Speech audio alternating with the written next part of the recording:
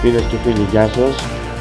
Είναι η πρώτη μας εκπομπή στο κανάλι Μονταζιέρα, η Μονταζιέρα του VHS.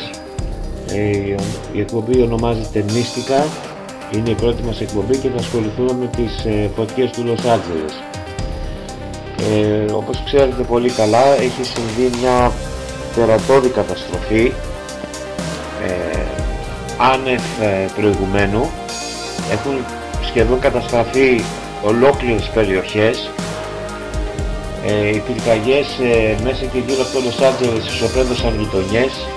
Περίπου μέχρι στιγμής έχουν πεθάνει γύρω στους 30 άνθρωποι και χιλιάδες άνθρωποι αναγκάστηκαν σε απελπισμένες εκενώσεις.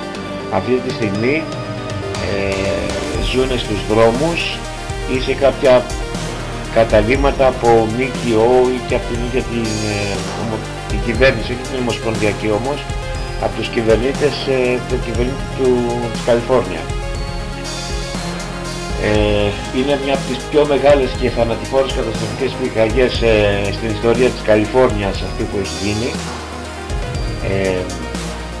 Βλέπουμε έναν πυκνό καπνό ο οποίος έχει σκεπάσει όλη την περιοχή, έχει καλύψει τον υδροφόρο ορίζοντα, έχει βγει ειδική διαταγή στους ανθρώπους να μην καταναλώνουν το νερό, μόνο να το βράζουν και να κάνουν κάποιες, να πλένονται και όχι τα φαγητά κτλ. Όλα αυτά τα κάνουν με εμφιαλωμένο νερό. Το εμφιαλωμένο νερό είναι σε έλλειψη ήδη και έρχονται από άλλες πολιτείες και φέρουν εμφιαλωμένο νερό. Υπάρχει ο καπνός είναι ένα απόκοσμο πορτοκαλί χρώμα, έχει καλύψει όλο τον ουρανό και είναι ένα εντός εισαγωγικών αγαπημένο ρώσιμο μέσα στις τάχτες που έχουν ενσταλλάξει σε μια νέα αίσθηση ευαλωτότητας στους κατοίκους. Όλοι δηλαδή φοβούνται. Πολλοί από αυτούς είναι συνηθισμένοι βέβαια στις πυρκαγιές, αλλά όχι σε τέτοια μεγάλη καταστροφή. Οι πυροσβέστες κατάφεραν να περιορίσουν τις μικρότερες φλόγες που έκαναν σταθερή πρόοδο και σιγά σιγά γινόταν μεγαλύτερες. Βέβαια αυτή τη στιγμή που μιλάμε οι φωτιές έχουν σχεδόν σταματήσει, δεν υπάρχουν και μικρές θετίες ούτε τίποτα. Οι πυροσβέστες δώσανε πολύ μεγάλο αγώνα. Βέβαια έχουν μειωθεί οι θέσεις των πυροσβεστών και αυτό είναι ένα μεγάλο ερώτημα. Βέβαια κάποια στιγμή είχε πει ένας πυροσβέστης ότι περιμένουμε, εντός εισαγωγικών η φράση, τον σωστό αέρα, τη σωστή θερμοκρασία, τη σωστή μέρα και τη σωστή φωτιά για να γίνει τεράστια καταστροφή, και τελικά έγινε. Στις αρχές του Ιανουαρίου υπήρξε μια μεγάλη σειρά από μικρές πυρκαγιές που άρχισαν να σχηματίζουν ένα δακτύλιο φλόγας γύρω από το Λος Άντζελες. Ίσως τότε δεν αντέδρασε η κρατική μηχανή ως έπρεπε. Η μεγαλύτερη ήταν και είναι αυτή που έγινε, είναι στο Palisades, κατά το μήκος της ακτής του Ειρηνικού, δυτικά στο κέντρο της πόλης, η οποία μέχρι και την προηγούμενη Τρίτη είχε κάψει περισσότερα από 23.400 στρέμματα. Βέβαια η φωτιά αυτή έχει σβήσει, εννοείται. Η φωτιά ανάγκασε σε μεγάλες εκενώσεις στον κόσμο κατά μήκος της εθνική οδού Pacific Coast, συμπεριλαμβανομένων των Pacific Palisades, Malibu και Santa Monica. Όπως καταλαβαίνετε, αυτές είναι κάποιες περιοχές που έχουν τεράστια τουριστική δύναμη και εκτός αυτού μένουν και αρκετοί πλούσιοι. Δηλαδή έχουν μεγάλη επισκεψιμότητα ως αξιοθέατα, είναι παραλίες, έχει κέντρα, κλαμπς κτλ. Αλλά είναι και πολύ διάσημοι σε αυτή την περιοχή. Η επόμενη μεγάλη πυρκαγιά ταυτόχρονα με αυτή στο Palisades, στο Malibu και στο Santa Monica ήταν στα ανατολικά του LA, στο Eaton Fire, στα βουνά Σαν Κάμπριελ που είναι βόρεια της Πασαντένα. Εκεί είχε κάψει περισσότερα από 15.000 στρέμματα. Έχει καταστρέψει χιλιάδες σπίτια και έχει αναγκάσει χιλιάδες ανθρώπους σε εκένωση. Ο περιορισμός καυτινής είχε φτάσει στο 89% την περασμένη Τρίτη, βέβαια τώρα έχει σβηστεί και αυτή. Τις τελευταίες 2 εβδομάδες τα συνεργεία της πυροσβεστικής περιόρισαν επίσης μια σειρά από μικρότερες πυρκαγιές. Είναι η πυρκαγιά στο Κένεθ, η οποία ξέσπασε στη γειτονιά West Hills, στην κοιλάδα του Σαν Φερνάντο, η πυρκαγιά της Λιδίας, στον εθνικό δρυμό και του Λος Άντζελες. Επίσης υπήρχε μια πυρκαγιά, αλλά όχι πολύ μεγάλης εστίας, στην Κομιτεία Βεντούρα, που είναι βορειοδυτικά του Λος Άντζελες. Ακόμα την περασμένη Παρασκευή είχε πιάσει και φωτιές στο Granada Hills. Όλες αυτές οι φωτιές μας παραπέμπουν σε κάποιες σκέψεις, οι οποίες είναι ότι γιατί αντέδρασε έτσι η κρατική μηχανή όχι τόσο δυναμικά από την αρχή. Στο πυροσβεστικό σώμα δεν είχαν γίνει μάλλον οι απαραίτητες προσλήψεις, αντίθετα είχαν γίνει και κάποιες απολύσεις, μια ανανεώση σύμβασης. Είναι κάπως λίγο τα πράγματα περίεργα στην Αμερική, κάποιων εκατοντάδων πυροσβεστών. Βέβαια υπήρχε και μια εταιρεία, η οποία δεν μπορούμε να πούμε το όνομά της αυτή τη στιγμή, αλλά κάποιοι πλούσιοι τη χρησιμοποίησαν, που είναι ένα είδος ιδιωτικής πυροσβεστικής, που όποιος πληρώσει βέβαια έχει τις υπηρεσίες της. Έτσι σώθηκαν κάποια σπίτια πλουσίων. Οι προκαταρκτικές εκτιμήσεις για την έκταση των ζημιών που προκλήθηκαν στις πυρκαγιές Palisades και Eaton τοποθετούν τον καθένα μεταξύ των 5 πιο καταστροφικών στην ιστορία της Καλιφόρνια. Η πυρκαγιά Palisades έχει καταστρέψει περίπου 6.000 κατασκευές, 6 με 7.000 κατασκευές,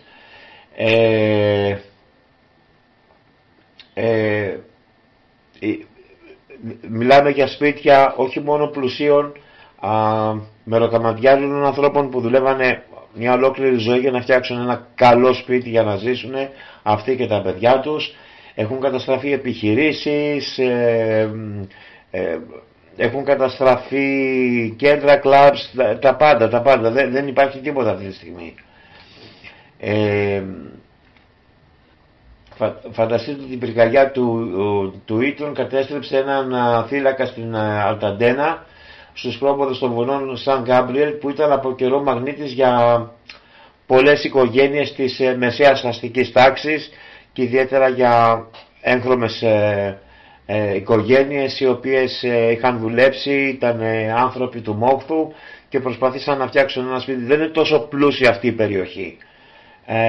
Είναι μια μεσοαστική περιοχή, θα τη λέγαμε. Όπως είπαμε, έχουν καταστραφεί και εύπορες περιοχές του LA. Είναι το Palisades Charter High School, το Alma Mater, έχουν καταστραφεί πάρα πολλά. Έχουν καταστραφεί τοποθεσίες για γυρίσματα, για το κινηματογράφο, studios. Έχει καταστραφεί το σύμπαν, εντός εισαγωγικών. Η εθνική φρουρά και οι τοπικές αρχές έχουν επιβάλει νόμο για την απαγόρευση κυκλοφορίας και προσπαθούν να κρατήσουν εντός εισαγωγικών κλειδωμένες τις εκενωθήσεις γειτονιές, έως ότι οι κάτοικοι μπορέσουν να επιστρέψουν με ασφάλεια. Τουλάχιστον 100 άνθρωποι μέχρι στιγμής που μιλάμε έχουν συλληφθεί στις ζώνες εκένωσης κατά μήκος των πυρκαγιών, οι οποίοι βέβαια δήλωναν ότι δεν έχουν σχέση με λαιλασίες, ότι δήλωναν ότι είναι κάποιους είδους αξιωματούχοι. Βέβαια αυτό δεν ισχύει. Είχαν πάει εκεί για να λαιλατίσουν ό,τι είχε απομείνει προφανώς. Οι κατηγορίες που διώκονται είναι για διάρρηξη, κλοπή ταυτότητας, κατοχή ναρκωτικών, εργαλεία διάρρηξης και άλλα διάφορα. Ο εισαγγελέας της Κομικίας του Λος Άντζελες ανακοίνωσε πολλές κατηγορίες που σχετίζονται με τις πυρκαγιές και κυρίως αυτές των διαρρήξεων. Οι μετεωρολόγοι όμως, μας κάνει εδώ εντύπωση ότι είχαν προειδοποιήσει μέρες πριν ξεσπάσουν οι πρώτες πυρκαγιές την περασμένη εβδομάδα, ότι ο κίνδυνος πυρκαγιάς θα ήταν πάρα πολύ ψηλός. Προειδοποίησαν ότι οι ρηπές ανέμου θα μπορούσαν να φτάσουν τα 50 έως και 80 μίλια την ώρα και ακόμα ίσως και τα 100. Και όλα αυτά όχι μόνο στα βουνά αλλά και στα παιδινά.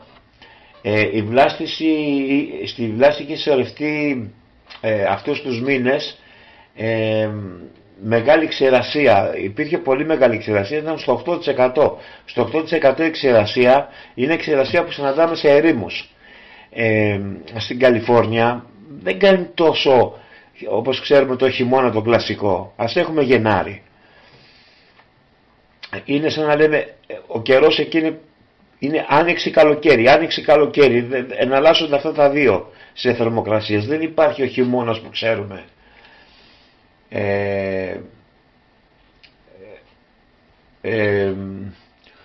Ο συνδυασμός λοιπόν ισχυρών ανέμων, ξηρού αέρα και άφθονων καυσίμων. Τι εννοούμε καύσιμα? Εννοούμε ότι δεν είχε μαζευτεί το δάσος, υπήρχαν προφανώς έφλεκτες ύλες, πλαστικά, το οτιδήποτε μπορούσε να πετάξει ο καθένας, οδήγησαν σε αυτές τις καταστροφικές πυρκαγιές και είχαν προειδοποιήσει και κάποιοι μετεωρολόγοι, κάποιοι δήμονες ότι καθαρίστε το δάσος.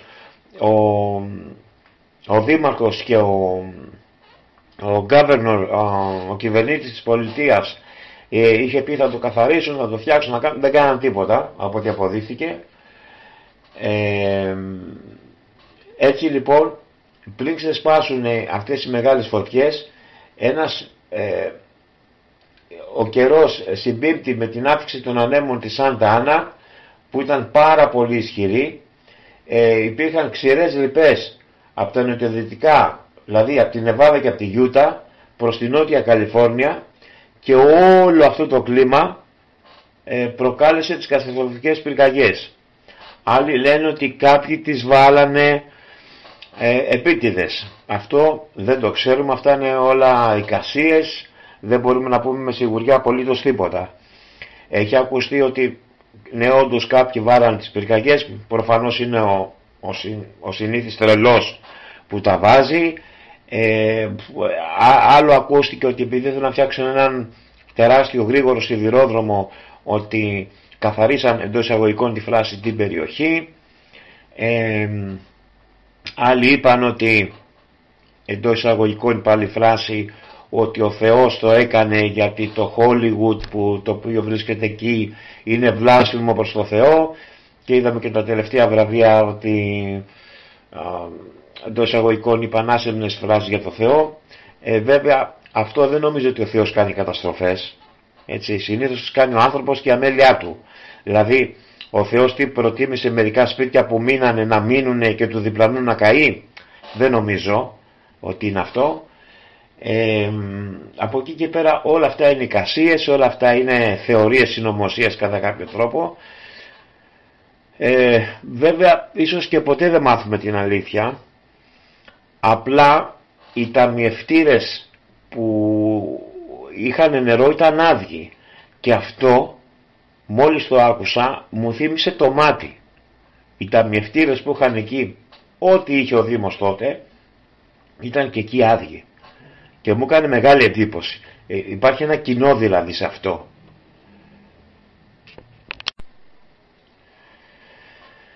Είπαν κάποιοι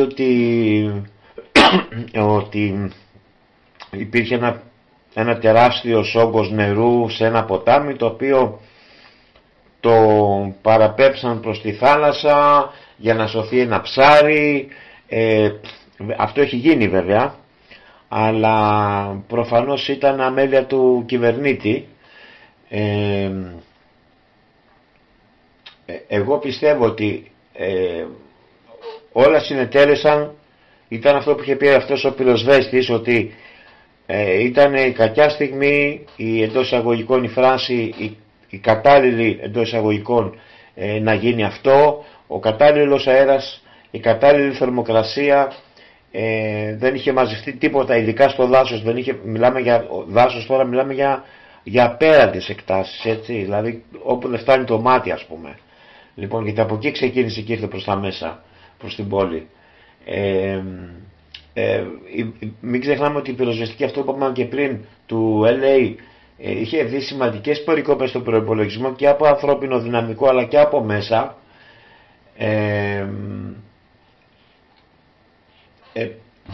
Είπαμε, όλα αυτά είναι εικασίες.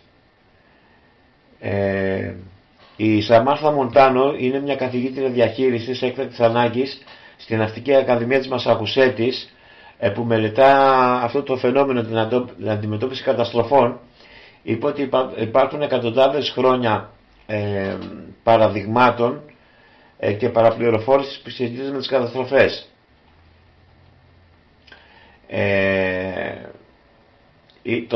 Το θέμα ποιο είναι? Το θέμα είναι ότι γίναν παραβλέψεις, δεν γίναν σωστά τα πράγματα. Το θέμα είναι γιατί οι ταμιευτήρες και οι πυροσβεστικοί κρουνοί έμειναν από νερό. Εδώ είναι το ζητούμενο. Έπρεπε να τους γεμίζουν συνέχεια. Άλλοι λέγανε ότι υπήρχε υπερβολική ζήτηση λόγω του καιρού και τα λοιπά, ανάβαν μικροαιστείες. Ναι, συμφωνούμε, ok. Δεν πρέπει όμως να ξαναγεμίζουν κάθε μέρα, συνέχεια, κάθε ώρα, κάθε λεπτό. Πρέπει να γεμίζουν συνέχεια όλα αυτά. Άλλοι λένε ότι είπαν ότι το έκαναν φύλλα προσκύμενοι στον Τραμπ για να πούν για την κυβέρνηση του Biden. Μα αυτό δεν στέκει, γιατί ο Τραμπ ερχόταν, ήθελε 10-15 μέρες. Νομίζω ότι ήταν χαζό τελείως αυτό. Ή ο Biden για να βρει κατεστραμμένη γη ο Τραμπ. Και αυτό είναι βλακεία, γιατί ποιος θέλει την ώρα που φεύγει από τον θρόνο των εισαγωγικών να τον πάρουν, να τον συνδυάσουν με μια καταστροφή? Νομίζω δεν το θέλει κανένα. Πιο ηλίθιος να είναι, νομίζω δεν το θέλει αυτό. Ο πρόεδρος της Αμερικής, ο κύριος Τραμπ, κάλεσε τον δημοκρατικό κυβερνήτη Γκάβιν Νιούσον, εντός εισαγωγικών τη φράση, να απελευθερώσει το νερό. Δηλαδή αυτό το ποτάμι, τα ποτάμια που τρέχουν, δηλαδή δεν μας ενδιαφέρει τι κάνει το ψάρι, ρίξε το νερό μέσα, ρίξε να βοηθηθεί η πολιτεία.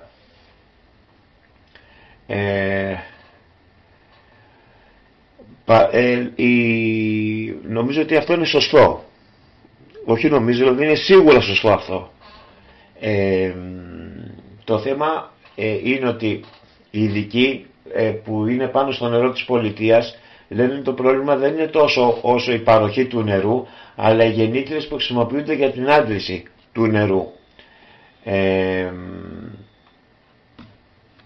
Τώρα το θέμα είναι ότι αυτή η καταστροφή στοιχίζει κάποια αρκετά δολάρια. Το θέμα είναι πού θα βρεθούν οι πόροι.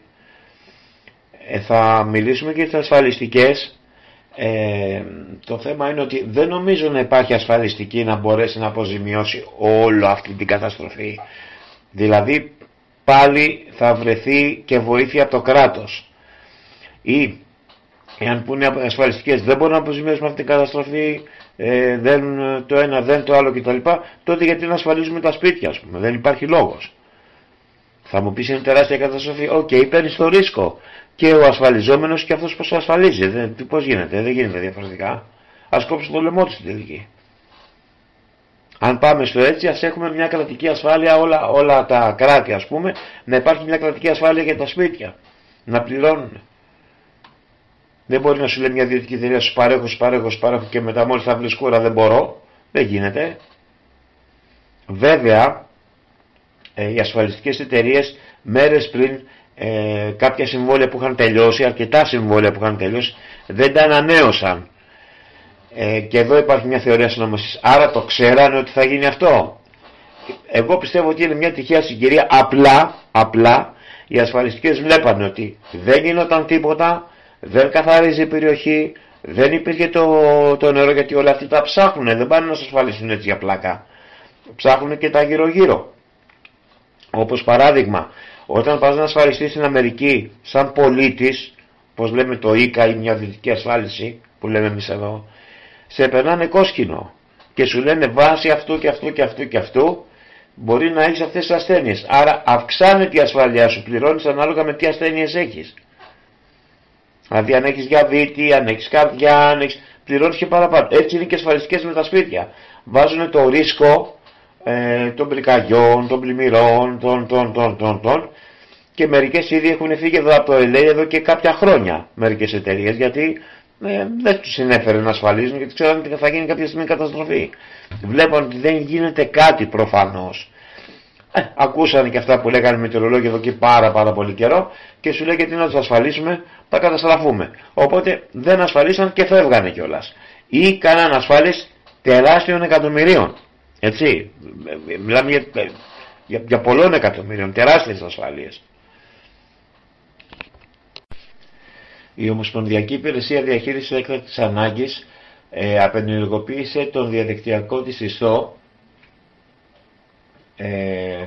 απόκρισης φημών, τον οποίο χρησιμοποίησε για τελευταία φορά μετά τους τυφώνες της Χέλεν και Μίλτον το φθινόπωρο, για να αντιμετωπίσει ψευδείς ισχυρισμούς σχετικά με την υπηρεσία, καθώς ανταποκρίνεται στις φωνικές πυρκαγιές της Καλιφόρνια. Να αποκρούσει δηλαδή τις φήμες που υπήρχαν, αυτός έκανε αυτό, αυτό έκανε αυτό και γιατί έγινε αυτό κτλ. Το πρακτορείο δημοσίευσε απαντήσεις σε φήμες που επανεμφανίζονται κατά τη διάρκεια μεγάλων καταστροφών, συμπεριλαμβανομένες και τις καταγραφές σχετικά με τη βοήθεια της ΦΕΜΑ ή ΦΥΜΑ, η οποία είναι μια μεγάλη εταιρεία που είναι για ειδικές καταστροφές και έχει σχέση και με την ομοσπονδιακή κυβέρνηση. Είναι κράτος εν κράτη στην ουσία η ΦΥΜΑ. Η ταχεία και άμεση απάντηση σε ψευδείς ισχυρισμούς αντανακλά μια νέα προσέγγιση στην επικοινωνία με το κοινό κατά τη διάρκεια καταστροφών, σύμφωνα με τον Jason Davis, ο οποίος είναι ένας καθηγητής και ερευνητής στο Πανεπιστήμιο των Σιρακουσών, που ειδικεύεται στην ανίχνευση της παραπληροφόρησης.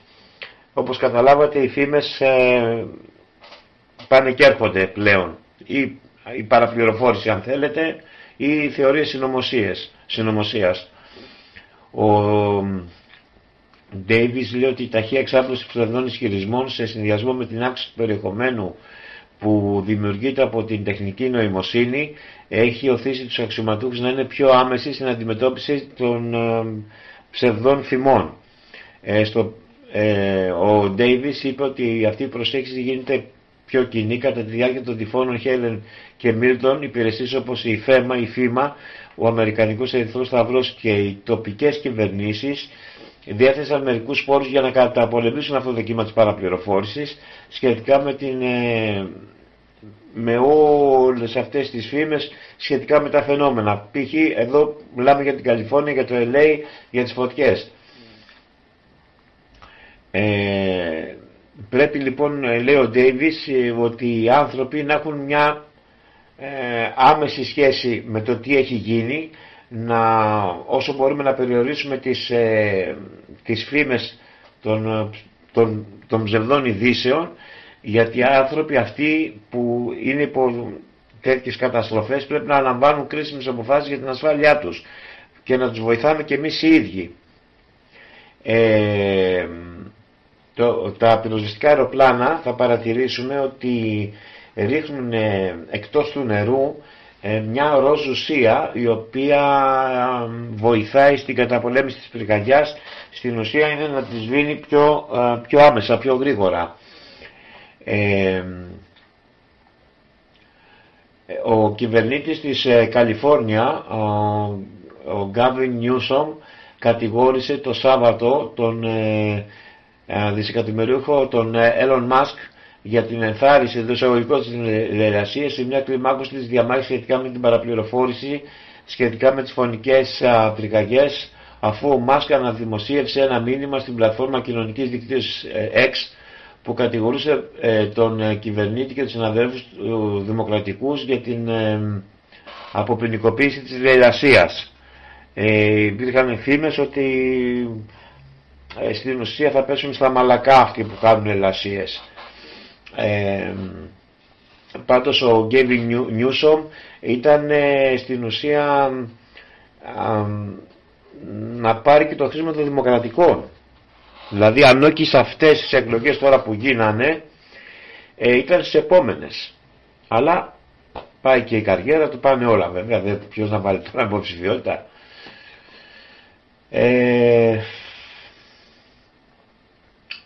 Σχετικά με την παραπληροφόρηση, όλοι λένε και ο Νιούσομ λέει ότι υπάρχει στο διαδίκτυο παραπληροφόρηση κτλ.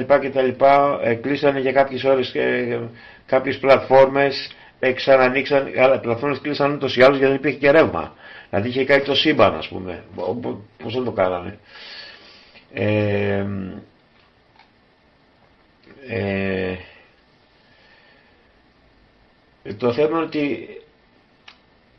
Το θέμα αυτό είναι ότι δεν περιορίζονται οι φήμες σε δημοκρατικούς ή σε ρεπουμπλικάνους ή στον υπόλοιπο κόσμο που μαθαίνει. Το θέμα είναι ότι έγινε η καταστροφή, υπόθηκαν κάποια πράγματα, άλλα είναι αληθή, άλλα είναι μη αληθή. Λένε όλοι για την κλιματική κρίση. Υπάρχει κλιματική κρίση. Το θέμα είναι, υπάρχει σε ένα α επίπεδο, αυτοί το λένε ότι είναι σε ένα β-γ επίπεδο, βέβαια αυτό δεν ισχύει, έτσι. Δηλαδή είναι κλιματική κρίση φτιαχτή για αυτούς, υπάρχει κλιματική κρίση, αλλά είναι ας πούμε 20%, αυτοί το θέλουν θα είναι 80%. Δεν γίνεται αυτό, εντάξει, μόνο και μόνο για να βάζεις φόρους δεν παίζει το σενάριο.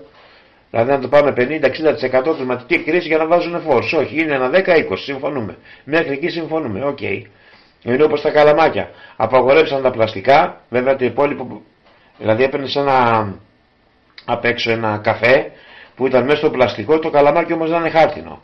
Και μετά μας είπαν ότι τα χάρτινα καλαμάκια είναι καρκινογόνα, πάρτε ξανά τα πλαστικά. Δηλαδή ό,τι να είναι. Εντάξει, ό,τι να είναι.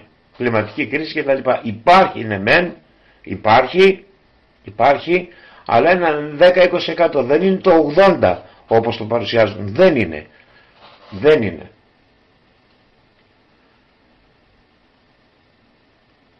Από εκεί και πέρα τώρα έχουμε κάποιους διασύμους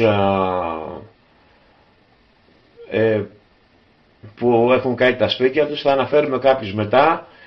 Το θέμα είναι ότι ο Μέλ Γκίψον επηρεάστηκε προσωπικά από τις πυρκαγιές του Λος Άντζελες, εκτοκάει και όλο το σπίτι ολοσχερός. Έχει βγήκε σε κάποια κανάλια και μίλησε εναντίον του κυβερνήτη και μάλιστα του είπανε αν έχετε να πείτε κάτι για το Γκάβιν Νιούσομ. Είπε ότι έχει κάνει κακοδιαχείριση με τους σπόρους και να βάζει λιγότερο ζελέ στα μαλλιά, δηλαδή ότι μάλλον τον ενδιέφερε μόνο το ζελέ στα μαλλιά του, γιατί βγαίνει πάντα να είναι κυριλέ, να είναι καλοφτιαγμένος, να είναι κτλ. Αν το δείτε και σε βίντεο με τις καταστροφές, λες και πήγαινε ο άνθρωπος, να πούμε, δεν πήγαινε σε κάποιους καταστραμμένους, αυτός ήταν εντυμένος και εγώ δεν ξέρω πώς. Τέλος πάντων, ο καθένας είναι όπως το κρίνει. Πάντως ο ίδιος ο Μέλ Γκίψον κάνει λόγο για μνημειώδη κακοδιαχείριση των πυρκαγιών στο Λος Άντζελες από την κυβέρνηση και την Καλιφόρνια και τον κυβερνήτη, προσωπικά τον κυβερνήτη.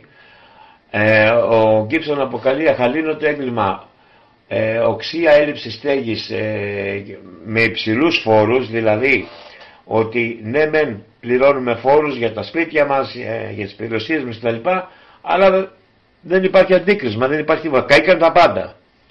Να δούμε τώρα από πού θα πάρουν τους φόρους, έτσι, από τα σπίτια, είναι σε στυλ έμφυα, πώς να το πούμε εμείς εδώ.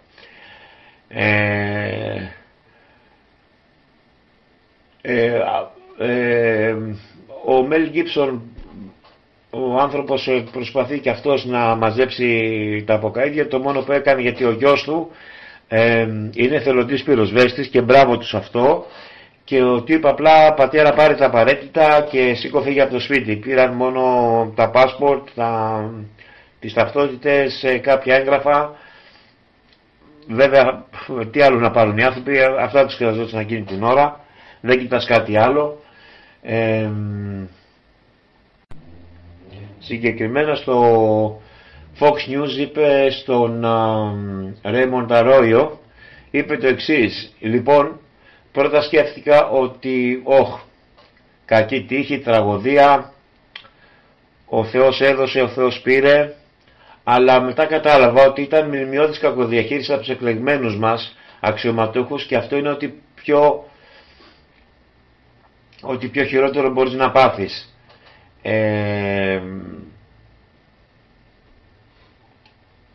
Νομίζω είχε δίκιο ο Μελ Γκίψον, και ότι πια δεν εμπιστεύεται τον κυβερνήτη της Καλιφόρνια, Gavin Newsom, και κάποιους άλλους εκλεγμένους αξιωματούχους που είναι στο LA και στην Καλιφόρνια.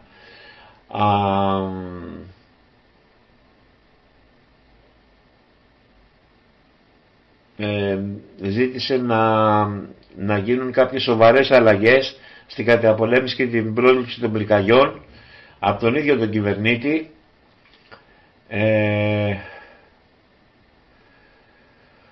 Δεν εμπιστεύεται ούτε το δήμαρχο του Λος Άντζελες, εννοείται καμία αρχή αυτή τη στιγμή δεν εμπιστεύεται ο Μελ Γκίψον, από ό,τι έχω καταλάβει. Και όπως είπε και ο ίδιος, ότι δεν έχει γίνει τίποτα άλλο εκτός να παραχαμείνω το έγκλημα. Έχει γίνει κακή διαχείριση των πόρων, κακή διαχείριση και του νερού, δεν υπάρχουν απαραίτητοι πυροσβέστες, έχει γίνει αποχρηματοδότηση του τμήματος πυροσβεστικής, στην ουσία δηλαδή τους έχουν κόψει κονδύλια.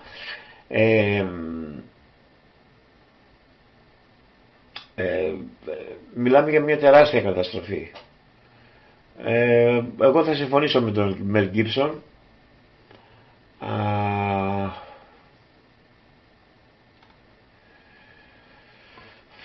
Είπε ότι ήταν ένα περίεργο μείγμα θλίψης αυτό που είχε, και κάποιος μια περίεργη συνειδητοποίηση ότι ίσως ήταν και μια ευλογία, γιατί νόμιζα ότι, όπως είπε ο ίδιος, ότι είναι απλά πράγματα και τα λοιπά, αλλά θα μου λείψουν κάποια πράγματα. Υπήρχαν πολύτιμα πράγματα μέσα στο σπίτι, προσωπικά πράγματα, και απλώς μου ραγίζουν την καρδιά τώρα που το σκέφτομαι. Νιώθω σαν να με απογυμνώνουν και να προετοιμάζομαι για κάτι άλλο.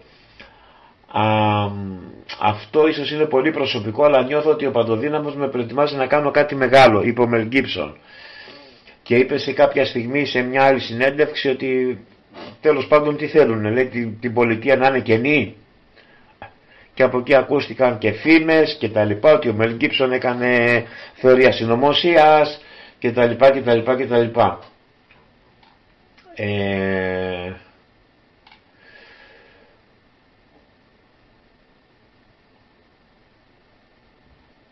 Είπε και ο ίδιος ότι, και εδώ θα συμφωνήσω και με τον ίδιο πάλι, ότι η κοινωνία μεταβιβάζεται.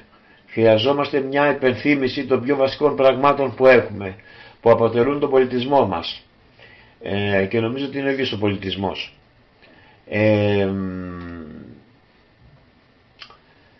Εγώ θα συμφωνήσω ότι μετά από κάποιες καταστροφές, ότι ο άνθρωπος αρχίζει, και εκτός ότι πρέπει να είναι πιο δυνατός. Είδα κάποια βίντεο ότι βλέπω κάποιους ανθρώπους ότι μέσα στα αποκαίδια προσπαθούν, χαμογελάνε. Προσπαθούν αυτοί οι άνθρωποι, βέβαια δεν ξέρω αν έχουν ασφάλιση ή όχι, αλλά προσπαθούν να χαμογελάσουν, προσπαθούν να δουν ότι ξημερώνει μια άλλη μέρα, θα προσπαθήσουμε όλοι μαζί να το φτιάξουμε κτλ. Είναι συνήθως οι άνθρωποι που βλέπουν το ποτήρι μισογεμάτο και όχι μισοάδιο. Και ίσως σε καταστροφές έτσι πρέπει να το βλέπουμε, έτσι ώστε όταν είναι μισογεμάτο να προσπαθήσουμε να το γεμίσουμε μόνοι μας. Βέβαια θα είναι πολύ δύσκολα τα πράγματα. Πιστεύω ότι ο πρόεδρος Τραμπ θα κάνει μια δυναμική επέμβαση σε αυτή την πολιτεία, σίγουρα.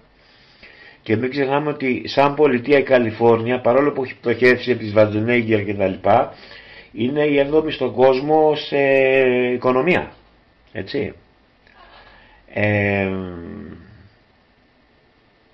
Τώρα θα πούμε και κάποιες φήμες άλλες για τις ασφαλιστικές, όπως είπαμε και προηγουμένως, αλλά υπήρχε και μια συγγραφέας η οποία εντός εισαγωγικών προέβλεψε αυτό που θα γινόταν με κάποιες μέρες διαφορά.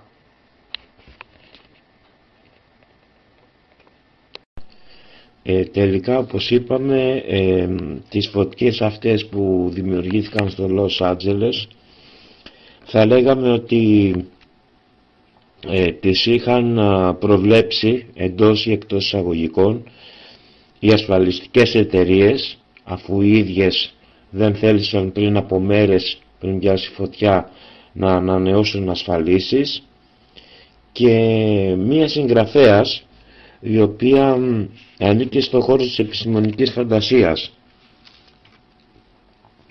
Ήταν η Οκτάβια Μπάτλερ. Η Οκτάβια Μπάτλερ έγραψε το 1993 ένα βιβλίο με τίτλο Parable of the Sower.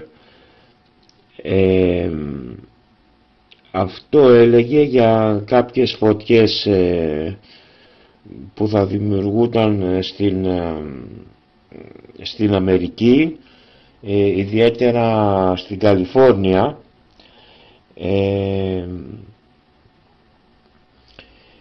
Έδωσε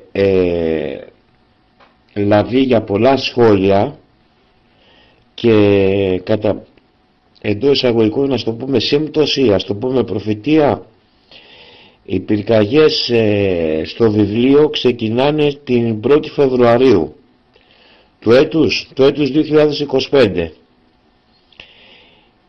Δηλαδή έπεσε έξω εντός εισαγωγικών για λίγες μέρες. Βλέπουμε ότι αυτό λογικά το είχαν προβλέψει εντός εισαγωγικών και άλλοι συγγραφείς, διότι από την εποχή κιόλας του Κάρτερ και του Ρίγκαν, που ήταν ένας ακραίος νεοφιλελευθερισμός, αμφισβητούσαν οι ίδιοι την ύπαρξη εντός εισαγωγικών, σαν να λέμε, δομών του κράτους. Δηλαδή είχαν κάνει περικοπές σε κονδύλια, είχαν κάνει, από τότε γινόντουσαν αυτά. Και προφανώς η Μπάτλερ τα βλέπε αυτά και στο βιβλίο της έβαλε και αυτή την εντός εισαγωγικών προφητεία.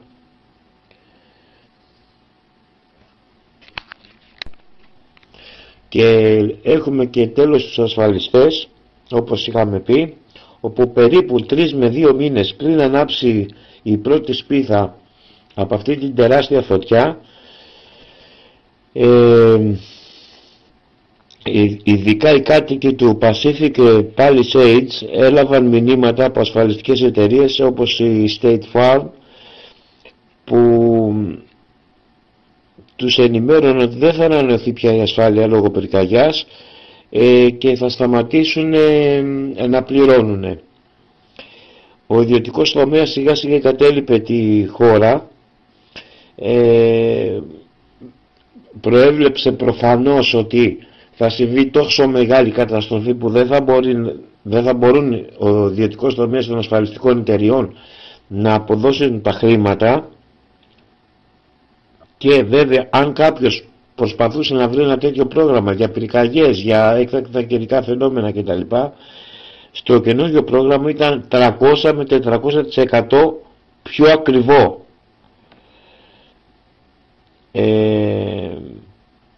Υπήρχε και μια ασφάλεια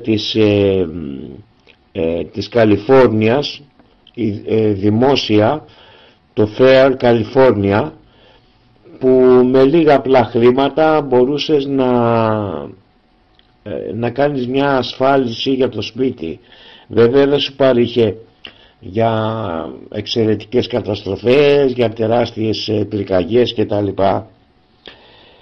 Έτσι λοιπόν οι περισσότεροι στράφηκαν στο ασφαλιστικό αυτό σύστημα που προσέφερε η ίδια πολιτεία της Καλιφόρνια, το οποίο σήμερα βρίσκεται στα όρια της χρεοκοπίας, καθώς είχε αποθυματικό περίπου 400 εκατομμύρια, δηλαδή σε σχέση με την καταστροφή τίποτα.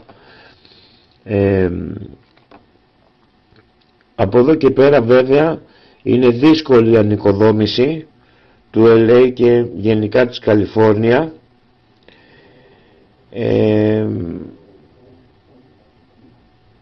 Βέβαια η στάση των κυρίαρχων των μαζικών μέσων ενημέρωσης φαίνεται πως συνέβαλε και στην εξάπλωση τεράστιων θεωριών συνωμοσίας, όπως κρατικά υπερόπλα που ανάβουν φωτιές με λέιζερ, και μάλιστα έχει ακουστεί ότι το λέιζερ αυτό είναι μια μπλε ακτίνα η οποία δεν έχει κάψει ό,τι είναι σε μπλε, δηλαδή βλέπουμε κάτι κάδους χρώματος μπλε και απλά δεν έχουν καεί.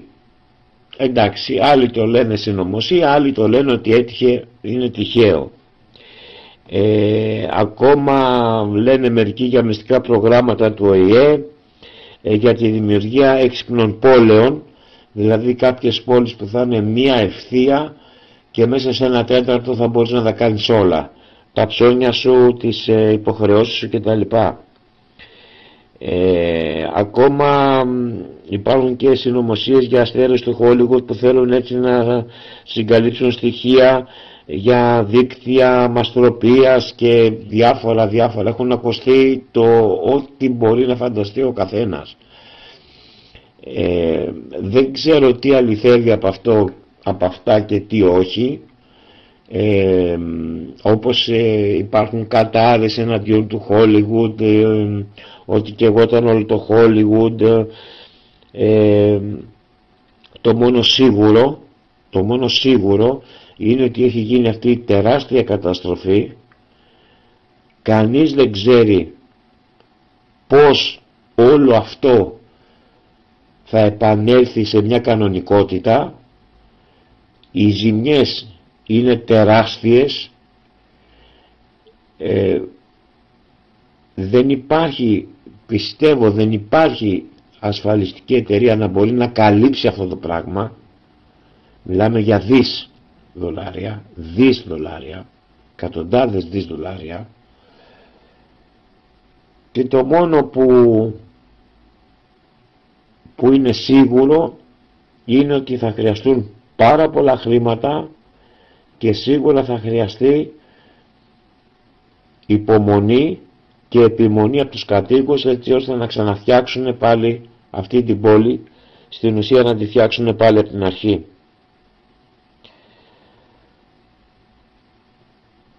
Αυτή ήταν η εκπομπή μας. Προσεγγίσαμε το θέμα όσο μπορούσαμε πιο σφαιρικά. Παραθέσαμε και τις θεωρίες που υπάρχουν, ακόμα και τις συνωμοσίες και ό,τι έχει ακουστεί στο διαδίκτυο. Σας ευχαριστούμε πάρα πολύ. Ελπίζω να σας άρεσε η εκπομπή μας και θα τα πούμε στην επόμενη εκπομπή.